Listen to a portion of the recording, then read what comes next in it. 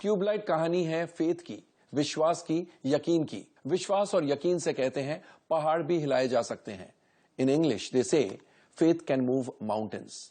तो क्या वाकई में विश्वास और यकीन से पहाड़ हिलाए जा सकते हैं? ये सारांश में कहानी है। कहानी है जगतपुर गांव की, जहां रहता है लक्ष्मण, और इसलिए उसके दोस्त उसे ट्यूबलाइट के नाम से बुलाते हैं, क्योंकि ट्यूबलाइट की तरह, tubelight take some time to light up. उन्हें लगता है कि ट्यूबलाइट की तरह लक्ष्मण भी थोड़ा टाइम लगाता है, लेकिन उसके बाद में उसको सब बातें समझ में आ जाती है। लक्ष्मण का एक भाई है भरत, भरत यानी सोहेल खान, छोटा भाई है, लेकिन is very protective about Lakshman, और वो लक्ष्मण को बहुत अच्छे से समझता है, बहुत प्यार करता है, हद से ज्यादा प्यार करता है। लक्ष्मण भी भरत को बहुत ज्यादा प्यार करता है। एक दिन वहां पर आर्मी के मेजर टोकास वो आते हैं, दैट इज यशपाल शर्मा, और वहां कहते हैं कि इंडो चाइना बॉर्डर पर तनाव चल रहा है दोनों कंट्रीज के बीच में, और जंग कभी भी छिड़ सकती है, और इसलिए वो जगतपुर के युवकों को कहते हैं कि आर्मी में दाखिला ले ले। A lot of people, a lot of youth from Jagatpur therefore attempt to get into the army. कुछ लोगों का सिलेक्शन हो जाता है, कुछ लोग रिजेक्ट हो जाते हैं। रिजेक्टेड लिस्ट में है Laxman. Obviously he is dimwitted, he is slow, and therefore he is rejected. लेकिन सिलेक्टेड लोगों में से है भरत यानी सोहेल खान। खैर, लक्ष्मण भरत को टीयरफुल गुड बाय कहते हैं और भरत चले जाते हैं वॉर पर। अभी तक वॉर छिड़ा नहीं है, लेकिन ऐसा लगता है कि वॉर छिड़ने वाला है। गांव में बन्ने चाचा है यानी ओमपुरी, जो लक्ष्मण और भरत की देखभाल करते हैं, और अब लक्ष्मण की देखभाल वो करने वाले हैं। नेचुरली लक्ष्मण को टेंशन होने लगता है कि मेरा भाई भरत सुरक्षित आएगा या नहीं आएगा। और जब वो बन्ने चाचा से पूछता है, बन्ने चाचा उसे महात्मा गांधी के सिद्धांतों पर चलने के लिए कहते हैं, एंड एक सिद्धांत है टू हैव फेथ। यकीन रखना पड़ेगा, फेथ रखना पड़ेगा, विश्वास रखना पड़ेगा, और हर चीज अच्छी ही होगी। दूसरी चीज है भाईचारा। बन्ने चाचा उसे कहते हैं कि भाईचारा अगर अपनाएगा तो डेफिनेटली उसके साथ भी अच्छा ही होगा। जगतपुर में लक्ष्मण के ही नेबरहुड में एक चाइनीज फैमिली रहने आती है, और उस चाइनीज फैमिली में है एक विडोड मदर लिलिंग यानी चाइनीज एक्ट्रेस जूजू, और उनका बेटा गुओ यानी मतीन रे तांगू, छोटा सा बच्चा है। तो लक्ष्मण और गुओ में दोस्ती हो जाती है, बिकॉज ही बिलीव्स कि चाइनीज फैमिली से अगर वो दोस्ती करेगा तो शायद वॉर रुक जाएगा। As we said, he is dimwitted. कुछ गांव वालों को इनकी ये दोस्ती पसंद नहीं है, बिकॉज उनका कहना है कि हर चाइनीज हमारा दुश्मन है। लेकिन लिलिंग और गुओ ये कहते हैं कि वो सदियों से, इनके एंसेस्टर्स भी हिंदुस्तान में रह रहे थे, और वो खुद बहुत समय से हिंदुस्तान में है, शुरू से हिंदुस्तान में है, और इसलिए they consider themselves as Indian as any other Indian. यहां तक कि वो हिंदी भी अच्छी बोल लेते हैं। लेकिन कुछ गांव वाले ये मानने को तैयार नहीं है, और इन गांव वालों में से एक है नारायण यानी मोहम्मद जीशान अय्यूब। और एक दिन गांव वाले लक्ष्मण की मजाक उड़ाते हैं, ये कहकर कि अगर तेरे विश्वास के कारण कुछ भी हो सकता है तो हमें ये माउंटेन, ये पहाड़ हिलाकर बता। Actually at the centre of this मजाक is none other than Narayan यानी मोहम्मद जीशान अय्यूब। तो Laxman, dimwitted as he is, he attempts to move the mountain just by his power of faith, और एक्चुअली वो पहाड़ हिल जाता है। अगले दिन ऑफ कोर्स खबर आती है कि वो पहाड़ इसलिए हिला था क्योंकि उसी वक्त जब लक्ष्मण अटेम्प्ट कर रहा था पहाड़ को हिलाने के लिए, उसी वक्त अर्थक्वेक हुआ था। लेकिन फिर भी कुछ गांव वाले विश्वास करते हैं कि अर्थक्वेक की वजह से पहाड़ हिला, और कुछ गांव वाले दे आर कन्विंस्ड कि it is Laxman's power of faith that had moved the mountains। तो अब गांव वाले लक्ष्मण को रिस्पेक्ट की निगाह से देखने लग गए हैं, क्योंकि उनका सोचना है कि लक्ष्मण के फेथ में, लक्ष्मण के विश्वास में इतनी शक्ति है कि वो पहाड़ भी हिला सकता है। तो क्या लक्ष्मण अपने फेथ से इंडिया और चाइना के बीच में छिड़ी जंग को रोक पाते हैं? और क्या उनका भाई, उनका छोटा भाई भरत वापस घर लौट आता है? और अगर नहीं लौट आता है तो क्यों नहीं लौट आता है? अगर लौट आता है, अगर उन्हें भरत मिल जाता है तो किस हालत में मिलता है? ये सारे सवालों के जवाब आपको फिल्म के खत्म होते होते मिलते हैं। सारांश में ये कहानी है। आइए सबसे पहले डाइसेक्ट करते हैं इस फिल्म के स्क्रिप्ट को, यानी स्टोरी, स्क्रीन प्ले, डायलॉग्स को, या फिर कहानी, पटकथा और संवादों को। सबसे पहले बात करते हैं इस फिल्म की कहानी के बारे में।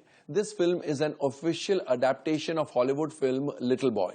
और कहानी की सबसे बड़ी खामी है कि it lays too much importance on faith, it gives too much importance, too much significance to faith. उसमें भी कोई हार्म नहीं था अगर कहानी अच्छी होती और कहानी कन्विंसिंग होती, लेकिन क्योंकि कहानी इतनी हाफ बेक्ड है, इसलिए बार बार यकीन की बात, बार बार विश्वास की बात, बार बार फेथ की बात ऑडियंस को इरिटेट करने लगती है। Actually it gets on the audiences nerves. एक और बात, casting Salman Khan in the character of Lakshman, जो कि डिम विटेड है, that is far from being an intelligent move.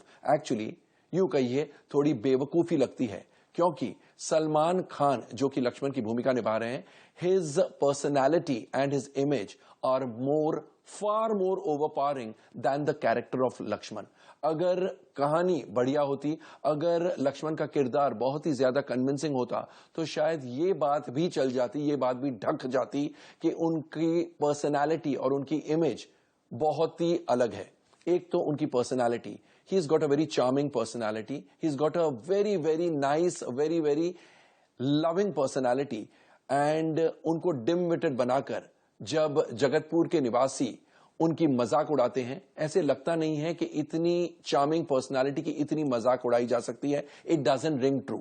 Secondly उनकी इमेज है बहुत ही माचो, और अगर एक माचो इमेज वाली इंसान की मजाक बार बार उड़ाई जाए, जो कि जगतपुर के निवासी करते हैं, तो it doesn't ring true.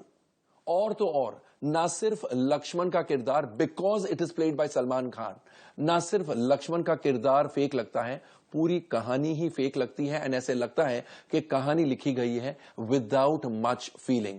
It does not look like a true story. और अब आते हैं स्क्रीन प्ले की तरफ। The screenplay has been penned by Kabir Khan and Parvez Sheikh. Screenplay की भी सबसे बड़ी खामी है that it attaches undue importance to the concept of faith. Laxman को जो भी मिलता है, चाहे वो महात्मा गांधी हो when Lakshman was a little kid, या फिर बन्ने चाचा हो जब लक्ष्मण बड़े लड़के हो गए हैं, या फिर लिलिंग हो जो चाइनीज नेबर है, सारे लोग और भी लोग जो भी लक्ष्मण को मिलते हैं एक ही बात कहते हैं, यकीन रखो।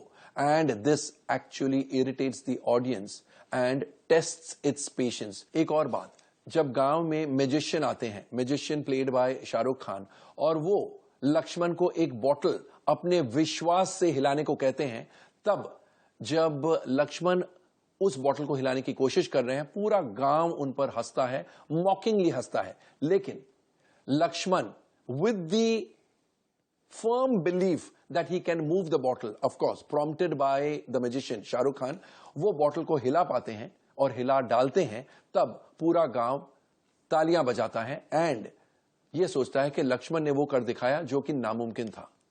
कुछ दिनों बाद जब नारायण, लक्ष्मण के दोस्त नारायण प्लेड बाय मोहम्मद जीशान अय्यूब, वो उन्हें चैलेंज करते हैं कि अगर यकीन में इतनी शक्ति है तो इस पहाड़ को हिलाकर बताओ, तब वापस गांव वाले उसी तरह मॉक करते हैं लक्ष्मण को, उसी तरह मजाक उड़ाते हैं। And when actually the mountain moves, गांव वाले वापस वैसे ही तालियां बजाने लगते हैं। तो ऑडियंस को लगता है कितनी बार लक्ष्मण को प्रूव करना पड़ेगा उनके फेथ में कितना पार है। And this is not intelligent screen play writing. You can't make the character do the same thing over and over again to prove the same point, and you can't make the audience, in this case the people of Jagatpur, behave in the same idiotic way। वैसे ही हंसते हैं और फिर वैसे ही तालियां बजाते हैं। So nothing seems to have changed. There is no consistency in the screenplay also। एक सीन में जब लक्ष्मण लिलिंग से बात कर रहे हैं, वो लिलिंग से कहते हैं कि मुझे पता है कि अगर हमारे आर्मी जवानों को चाइना कैद कर लेता है तो फिर वो उनको मार देगा। एंड कुछ समय बाद ही वो ये पूछते हैं कि क्या अगर वॉर रुक जाता है तो हमारे आर्मी जवान्स वापस लौट जाएंगे। So it's very convenient, it's all a matter of convenience. जब राइटर्स का मन करा, लक्ष्मण स्मार्ट नजर आता है, जब राइटर्स का मन करता है लक्ष्मण डिम विटेड या डफर नजर आता है। So this is again inconsistent screen play writing. Actually screen play इतना शैबिली लिखा गया है कि जो इमोशंस है फिल्म में वो ऑडियंस को मूव नहीं करते हैं, ऑडियंस रोने पर मजबूर नहीं होती है। अगर हम यूजुअल इंग्रेडिएंट्स की बात करते हैं, एक कमर्शियल फिल्म में जो यूजुअल इंग्रेडिएंट्स होते हैं, तो इस फिल्म के स्क्रीन प्ले में emotions is one major ingredient. लेकिन अफसोस वो इमोशंस ऑडियंस को रुलाते नहीं है। इनफैक्ट जो लक्ष्मण और गुओ की बॉन्डिंग है, द चाइनीज किड, उस बॉन्डिंग में भी बहुत सारे इमोशंस पैदा किए जा सकते हैं, लेकिन those emotions also fail to touch the heart, probably all because the story and the screenplay are very half-heartedly written. So all in all ये कहा जा सकता है कि इस ट्यूबलाइट का चोक ही खराब है. The choke in this case being story and screenplay. जहां तक डायलॉग्स का सवाल है, मनु ऋषि चड्ढा ने इस फिल्म के डायलॉग्स लिखे हैं एंड वो नहीं है जो कि इस फिल्म के कैनवस के हिसाब से, इस फिल्म की स्टारकास्ट के हिसाब से, इस फिल्म के डायरेक्टर के हिसाब से, इस फिल्म की मेकिंग के हिसाब से होने चाहिए. The dialogues fall short of expectations. ये तो ही बात स्क्रिप्ट की. आइए अब एक नजर डालते हैं एक्टर्स के परफॉर्मेंसेस पर. सलमान खान जो कि लक्ष्मण उर्फ ट्यूबलाइट की भूमिका निभा रहे हैं. कुछ सीन्स में तो डेफिनेटली वो इंप्रेस करते हैं, लेकिन playing the dim witted character of Lakshman is not easy. और ऐसे लगता है कि काफी सीन्स में सलमान खान उस किरदार पे खरे नहीं उतर पाते हैं. ऑफ कोर्स उनकी पर्सनालिटी ऐसी है कि आपको उनसे मोहब्बत हो जाती है, लेकिन एक्टिंग की वजह से नहीं, उस किरदार की वजह से नहीं. Therefore, this is definitely not one of his better performances in recent times. Recent times में हमने देखा है कि सलमान खान किरदार में घुस के ऐसा बेहतरीन परफॉर्मेंस देते हैं, ये वो परफॉर्मेंस नहीं है. लिलिंग की भूमिका में जूजू ने काम भी बढ़िया किया है, and she looks pretty also. And little Martin Ray Tangu, he is good, he is very confident. Sohail Khan का रोल लिमिटेड है and he is just about all right. He is done a fair job. Actually बोलने के लिए उनके पास dialogues बहुत ही limited है. Om Puri lends ordinary support. Mohammed Zeeshan Ayub Narayan की भूमिका में बढ़िया काम करते हैं. ही इज वेरी अर्नेस्ट, लेकिन he definitely suffers on account of a weird characterisation. Due to lack of a better term, उनका कैरेक्टराइजेशन, उनका किरदार वियर्ड ही माना जाएगा. Because why is he so hot headed, why is he behaving the way he is behaving. लेकिन उनकी acting definitely बढ़िया है. Yashpal Sharma in the role of Major Rajbir Tokas lends ordinary support. Then there is Brijendra Kala as the shopkeeper and Isha Talwar as Maya. They lend fair support. Then of course there is Shah Rukh Khan in the role of a magician in a special appearance.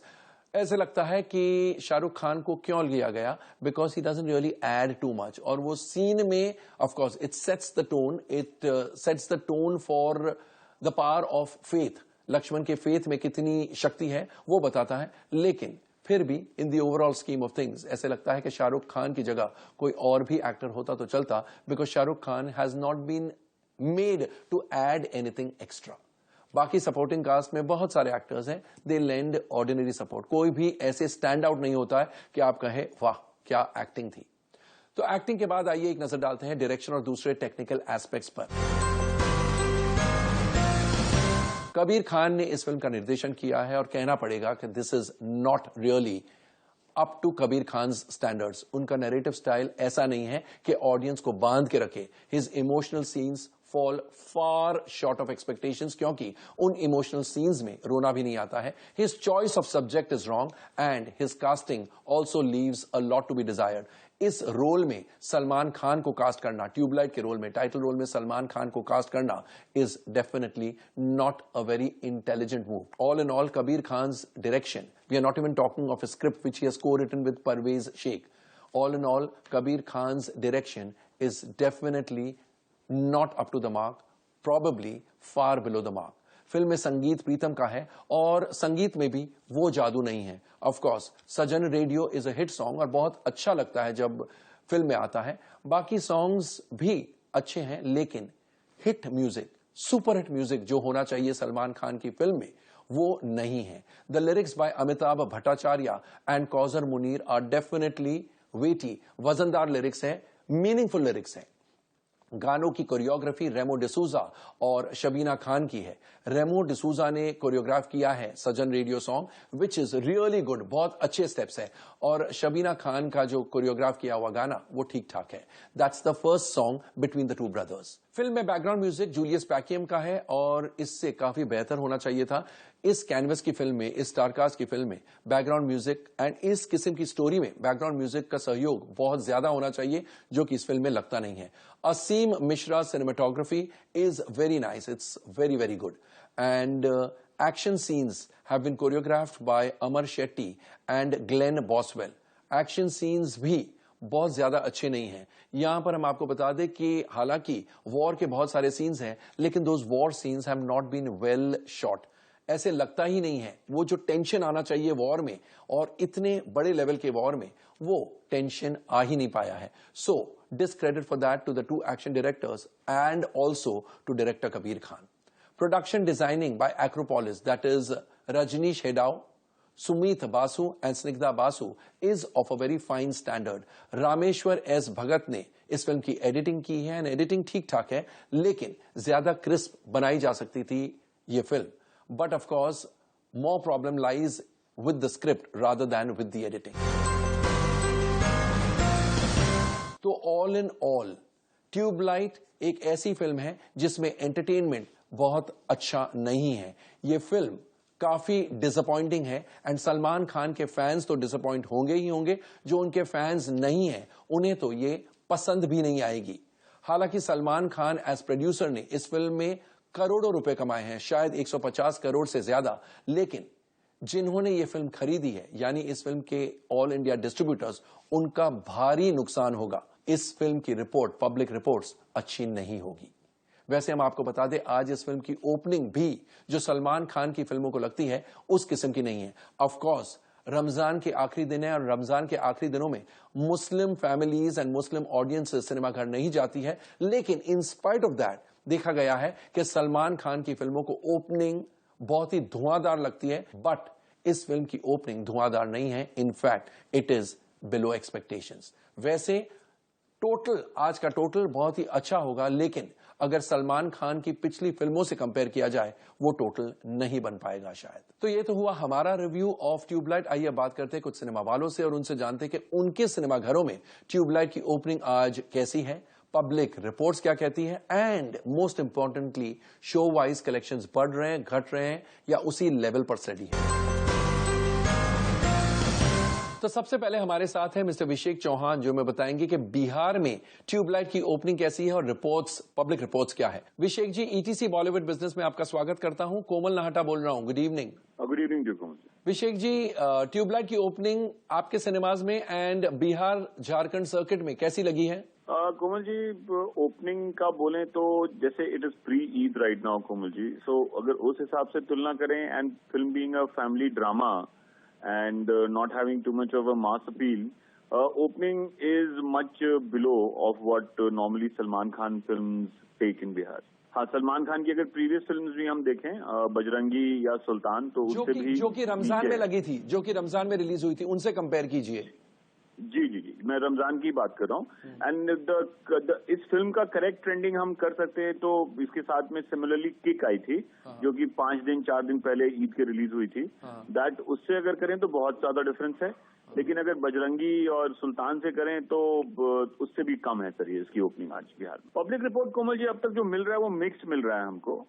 People are not, some people are liking Salman's performance, but some people are saying that film is not up to the mark, and they're saying that they expected much more from a Kabir Khan film, and Salman और कबीर की जोड़ी बहुत ही जबरदस्त, it's one of the best combinations we have in Bollywood, so I think the expectations are very high, and I don't think the film is meeting those gigantic expectations from me. और इस वक्त हमारे साथ है mister Devesh त्यागी, जो हमें बताएंगे कि नंदन सिनेमा मेरठ में ट्यूबलाइट की ओपनिंग कैसी थी एंड ट्यूबलाइट की पब्लिक रिपोर्ट्स क्या है। Devesh ji, ETC Bollywood business में आपका स्वागत है। Wish you a very good evening. Komal Nahta बोल रहा हूँ। नमस्कार सर, कैसे हैं? नमस्कार। देवेश जी, मुझे ये बताइए, आज ट्यूबलाइट रिलीज हुई है, आपके सिनेमा में भी लगी है? और बड़ा डिसअपॉइंटिंग मामला है। बड़ा डिसअपॉइंटिंग मामला क्यों? ओपनिंग नहीं लगी? 25% ओपनिंग है। ओहो, तो आपके सिनेमा में कि बाकी मेरठ के सिनेमाज में भी यही हाल है? Everywhere sir, everywhere. और मल्टीप्लेक्सेस और सिंगल स्क्रीन्स को अगर डिस्टिंग्विश करते हैं तो सब जगह एक सा हाल है सर। एक तो आज थोड़ा अलविदा जुम्मा है, but irrespective of that the film has not opened well. तो दोस्तों, आपने हमारा रिव्यू सुन लिया ट्यूबलाइट का, एग्जिबिटर्स की बातें भी सुन ली। इसी के साथ हमारा आज का एपिसोड समाप्त होता है।